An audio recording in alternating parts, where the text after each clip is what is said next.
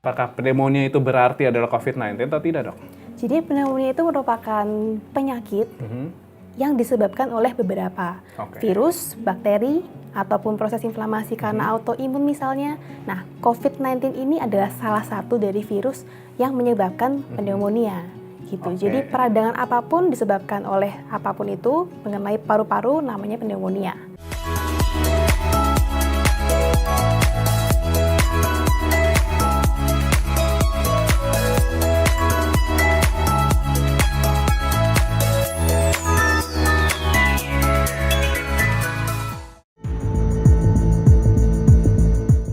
Wabah corona atau COVID-19 sedang menjadi pandemik di tanah air. Gejala seperti demam, batuk flu, dan sesak nafas menjadi ciri utamanya. Ciri tersebut mirip dengan ciri penyakit pneumonia. Pneumonia merupakan infeksi atau peradangan akut di jaringan paru yang disebabkan oleh berbagai mikroorganisme seperti bakteri, virus, parasit, jamur, pajanan, bahkan kimia, atau kerusakan fisik paru. Kejadian meninggalnya seorang pria di Wuhan, China, akibat pneumonia misterius menjadi perhatian dunia. Bahkan pemerintah Amerika Serikat mengeluarkan pernyataan kepada warganya agar berhati-hati dengan penyakit tersebut. Episode Oke Dokter kali ini akan membahas tentang apa sebenarnya pneumonia dan apakah pneumonia sama dengan COVID-19. Jangan kemana-mana, tetap di program kesayangan kita, Oke Dokter, hanya di YouTube MOP Channel. Halo sahabat sehat, jumpa lagi bersama saya Dr. John dalam program kesehatan Oke Dokter. Sahabat sehat, saat ini sedang banyak penyakit merebak di Indonesia. Salah satunya adalah pneumonia. Jika kita melihat dari gejalanya, pneumonia ini mirip sekali dengan penyakit COVID-19 atau coronavirus. Apa saja sih membedakannya? Apakah semua pneumonia berarti adalah coronavirus? Kali ini kita akan bahas di episode Oke Dokter kali ini. Saat ini sudah bersama dengan saya Dr. Felicia Desa Putra. Halo, selamat pagi dok, apa kabar? Selamat pagi, kabar baik. Masih sehat ya dok? Sehat terus, oke. Dok, kali ini kita ingin membahas mengenai perbedaan antara pneumonia dan juga COVID-19 dok. Ya. Pertama dari pneumonia itu sendiri dok, mungkin istilah itu masih jarang kita dengar. Sebenarnya artinya itu apa sih dok?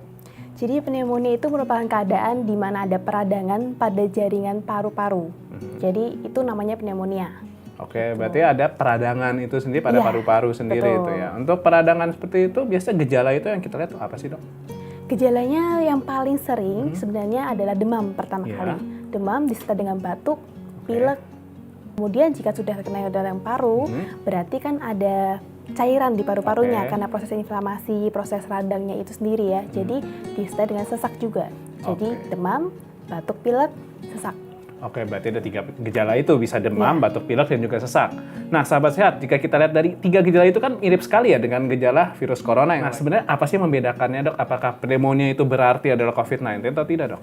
Jadi pneumonia itu merupakan penyakit yang disebabkan oleh beberapa virus, bakteri, ataupun proses inflamasi karena autoimun misalnya. Nah, COVID-19 ini adalah salah satu dari virus yang menyebabkan pneumonia.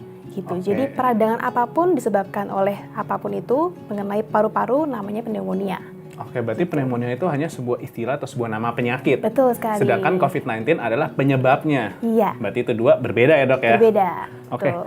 Nah, sebenarnya ini kan kalau kita lihat pneumonia itu paling sering menyerang pada anak balita dan juga terutama anak bayi. Nah, sebenarnya apa sih penyebabnya? Apakah bisa menyerang pada orang dewasa juga atau orang tua atau hanya khusus pada anak-anak?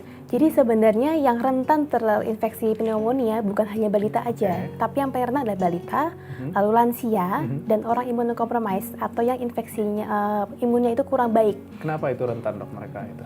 Karena kalau dari balita pertama, karena dalam usia kurang dari 12 tahun dikatakan imunnya kurang berkembang. Masih dalam proses pengembangan imun. Belum berkembang sempurna mungkin dok. Iya. Jadi dari proses infeksinya sendiri itu ada 2 proteksi dari dalam tubuh.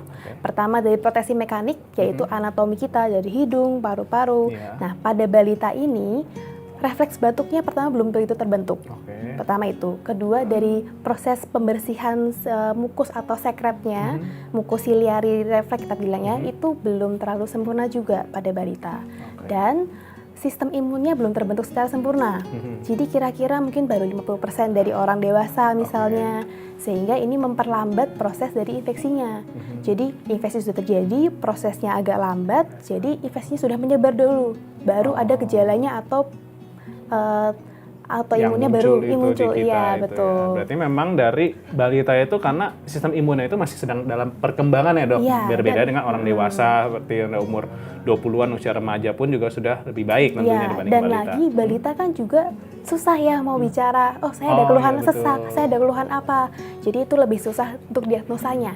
Oke, terutama mungkin pada bayi ya, Dok. Karena bayi tidak mungkin datang ke dokter bilang, "Dok, saya sesak," gitu kan, nggak mungkin ya, Dok ya. Paling hanya tampak sesak atau napasnya cepat atau bahkan dia lebih rewel atau malas untuk menyusui ya, Dok ya. Iya. Oke. Nah, jika kita lihat proses penularan pneumonia sendiri, Dok, apakah penularannya sama seperti COVID-19 atau dia menular melalui udara, Dok? Jadi misalnya kita berada di satu ruangan orang dengan pneumonia dapat menular itu atau bagaimana, Dok? Secara ini sih masih dikatakan penularan melalui droplet. Droplet itu artinya, jadi misalnya ada orang yang terinfeksi dengan infeksi ini, lalu dia ada batuk atau misalnya bersin, itu kan lendir, jadi droplet itu adalah lendir yang terinfeksi, kandungan ya ada infeksinya, ada cairan-cairan segala macam itu yang keluar dari si pasien ini. Nah, kalau misalnya pasien ini berada pada jarak tertentu, misalnya 1 atau 2 meter dari orang yang lain, itu bisa tertular dari sana, jadi droplet. Jadi dari air liurnya terbawa ke udara, gitu, melalui gravitasi. Berarti bukan dari udara yang terbang-terbang gini bisa menular ya, Dok? Iya, tapi jadi dari harus ada sumbernya orangnya. Ada sumber, ada dari orang sakit, ada percikan saat dia berbicara, atau baik bersin atau batuk mungkin kan, batuk bisa jauh ada tekanannya, dan bisa nempel dan menular ke kita. Betul sekali. Berarti untuk penularannya mungkin mirip ya dengan COVID-19, ada dari percikan atau droplet juga ya, Dok? Iya, betul. Tapi untuk beda-beda, tapi yang tadi dokter katakan, bisa dari bakteri ataupun dari virus. Nah, untuk upaya pencegahannya atau penanganan yang kita lakukan di rumah sakit itu sebenarnya bagaimana sih, Dok, untuk pneumonia itu sendiri? Apakah sama kita lakukan isolasi 2 minggu atau di karantina atau bagaimana, Dok? Sebenarnya tidak semua virus itu virulensinya setinggi seperti COVID-19. Virulensi itu apa, Dok? Virulensi itu jadi dari virus itu sendiri untuk menyebabkan penyakit itu segampang apa? Tingkat penularan mungkin ya, Dok? Tingkat penularannya. Ya, jadi ada beberapa virus yang memang tidak terlalu berbahaya sekali, tidak terlalu menular, yaitu tidak perlu isolasi, tidak perlu harus pakai masker terus, tidak. Karena bahkan beberapa penyakit pneumonia yang ringan, kita tidak perlu harus dirawat di rumah sakit. Jadi kita ada gradingnya atau kita bilang derajatnya. Derajat ringan, pasien tidak ada sesak nafas atau minimal sekali, lalu dia bisa beraktivitas seperti biasa, boleh pulang dengan obat-obatan, misalnya antibiotik misalnya, dan ya dikontrol ke dokter. Jadi tidak perlu harus dirawat. Berarti tidak semuanya langsung dirawat dan diisolasi itu ya, Dok? Iya, betul. Berarti ada yang bisa dengan berobat jalan pun, tapi yang penting kontrol rutin. Iya. Nah, untuk obat-obatnya sendiri sebenarnya kita harus konsultasi ke dokter atau kita bisa beli sendiri sih, Dok? Harus ke dokter Harus dong. ke dokter Iya, tentunya karena kan ya. pneumonia itu ada bakteri, ada virus, ada jamur juga, bahkan TBC itu juga termasuk pneumonia kalau mengenanya ke daerah paru-paru. Nah, obatnya kan berbeda-beda. Jadi ya harus ke dokter. Memang kita tetap konsultasiin dahulu ke dokter tentunya ya. Nah, sahabat sehat, sudah cukup banyak nih kita berbicara mengenai pneumonia. Kita juga sudah tahu dari gejalanya sendiri dan juga perbedaannya dengan COVID-19. Nah, sekarang kita akan melihat beberapa pertanyaan dari sahabat sehat sudah bertanya. Yuk kita lihat video berikut ini. Saya mau nanya, bagaimana cara ngebedain pneumonia sama corona? Terima kasih, Dok. Nah, ini pertanyaan menarik, Dok. Sebenarnya apa sih yang membedakannya antara COVID-19 dan pneumonia? Dari gejala itu sebenarnya ada yang membedakan nggak sih, Dok? Kalau dari gejala sih membedakannya itu tadi, pneumonia itu adalah nama penyakitnya, COVID-19 itu adalah salah satu dari sekian banyak penyebab pneumonia. Berarti memang kalau dari gejala mungkin bisa mirip ya, Dok ya? Bisa mirip. Tapi karena itu ada dua hal yang berbeda itu. Betul. Oke, baik. Sekarang kita lanjutkan ke pertanyaan yang berikutnya. Dok, saya mau nanya, apakah pneumonia itu karena sering mandi malam? Terima kasih, Dok. Nah, pneumonia kan sering dimirip-miripkan dengan orang bilang paru-paru basah, dan orang bisa berkata karena pneumonia ini dari kita mandi malam-malam, mandi subuh, mandi saat kita bergadang. Nah, itu sebenarnya apakah benar-benar menyebabkan, Dok, pneumonia itu sendiri? Kalau dari mandi sih sepertinya bukan. Jadi itu mungkin hanya mitos saja. Berarti mandi malam tidak apa-apa. Jadi pneumonia itu paru-paru basah itu betul. Tapi basahnya bukan karena kita mandi malam-malam, tapi karena infeksinya itu akibatnya alveolinya atau kita bilang jaringan yang harusnya terisi udara terisi jadi jaringan cairan, jadinya kita bilang paru-paru basah. Tapi tidak berhubungan dengan mandi malam-malam. Mungkin paru-paru basah itu hanya istilah saja, Dok. Tapi kita lebih baik mungkin ngomong pneumonia juga karena kan lebih istilah medisnya, Dok. Oke, berarti tidak disebabkan oleh mandi malam ya, sahabat sehat. Kita lanjutkan ke video berikutnya.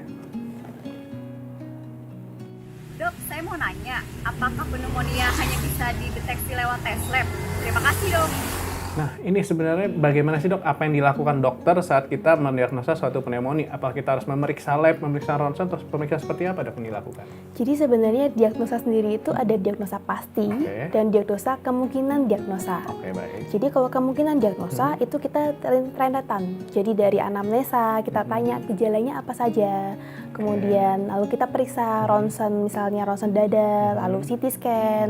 Tapi untuk diagnosa pasti memang harus melalui lab, yaitu PCR itu sendiri untuk tahu apakah ini bakteri, apakah ini virus, atau misalnya kultur sputum atau kultur dahak. Nah, itu untuk mengetahui misalnya bakteri apa itu.